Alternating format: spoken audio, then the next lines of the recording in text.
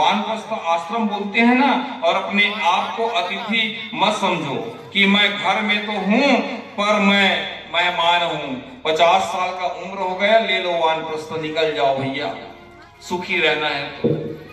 फिर बहू को भी समस्या नहीं होगी। माँ जी कथा सुनने गई होगी, हम भी किसी पार्टी में चले जाते हैं, बहू सोचेंगे, है ना। वानप्रस्थ का अर्थ क्या है? अरे किसी की बात मत सुनो, ध्यान मत दो, कहीं कथा हो रहा है, कहीं पूजन हो रहा है, वहां चले जाओ।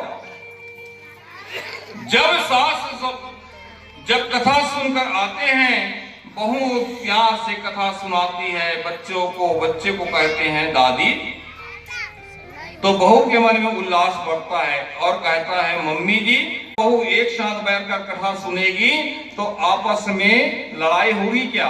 नहीं होगी। ग्रह कलेश नहीं होगी, समाप्त हो जाएगा। तो क्या हुआ?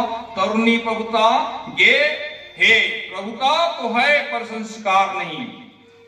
सलाह या बुद्धिदायक अपने भाई की बात कोई नहीं सुनता, शादी हो गई तो साला ही सलाहकार हो जाते हैं। साला कहे तो 1 लाख की, भाई कहे तो कौन पूछता है, अपने बड़े भाई से सलाह नहीं लेंगे, पर साले साहब कह दे उनकी बात जरूर मान लेते हैं। यही कलयुग का प्रभाव है।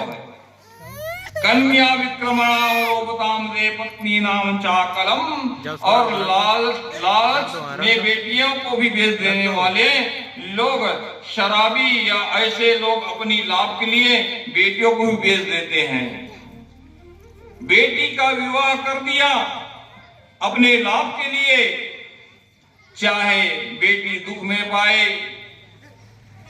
और सरेआम आज दुल्हा दुल्हन बिक रहे हैं। कन्या विक्रमनो लोभाद दे पतानाम, चाहे बेटा हो चाहे बेटी हो। बेटा की शादी तब होगी जब कौन कितना पेटी देगा। पेटी समझते हो ना? एक पेटी 1 लाख की थे। कौन कितना केस देगा, जब कौन कितना पेटी तो कौन कितना गोल्ड देगा। और बेटी भले ही कितना गुणवान होगी, लोग यही पूछते हैं नाचना आती है,